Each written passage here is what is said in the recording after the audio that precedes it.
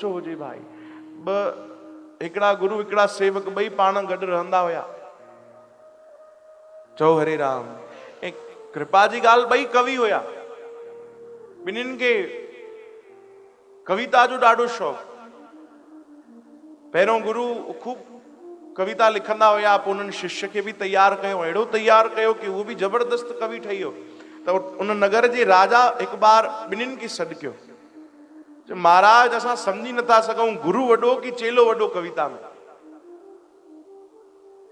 एॾी ॿई तव्हां कविता लिखो था जोरदार, हिकिड़ो कुछ कॉम्पिटिशन थी वञे, प्रतियोगिता थी वञे, त ॿई तव्हां हिकिड़ी कविता लिखी चो सुठी पंहिंजे हिसाब सां। चओ हरे राम।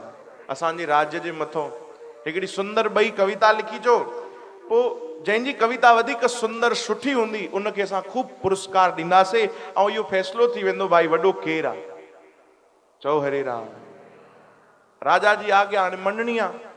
गुरु जी बि लिखणु शुरू कयो, 3 ॾींहंनि जो समय मिलियो, लिखणु शुरू कई कविता गुरु जी, सेवक बि लिखी। चओ हरे राम।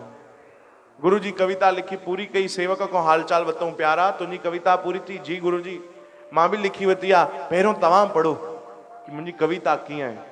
गुरु जी राजी थिया, चयो हा भाई ॾेखार। उन बि ॾेखारी कविता, जंहिंमें लिखियल हुई कागर में। गुरु जी पढ़ण लॻा, ॾाढी सुंदर, हिकु हिकु पंक्ति में वाह वाह कनि गुरु जी। अरे भाई गजब गजब, तूं त ॾाढो सुठो लिखियो आहे, ॾाढो बढ़िया लिखियो आहे। चवंदे चवंदे चवंदे आख़िरी पंक्ति में गुरु जी चयो, अरे तूं त मूंखां बि सुठो लिखियो आहे, एतिरो सुठो त मां बि न लिखियो आहे। चओ हरे राम।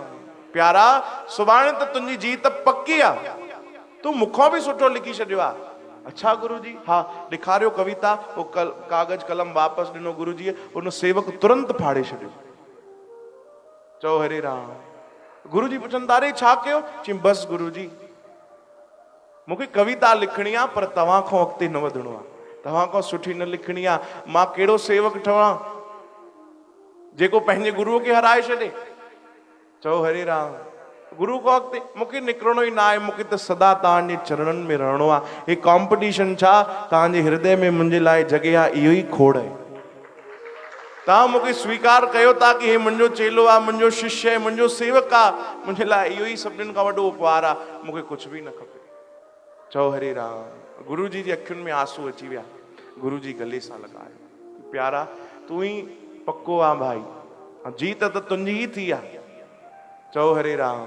राजा तोखे पुरस्कार ॾे न ॾे, असां तोखे पुरस्कार ॾियूं था कि तूं जगत में ॾाढो वॾो लेखक ठहंदे। चओ हरे राम। श्री कृष्ण गोविंद।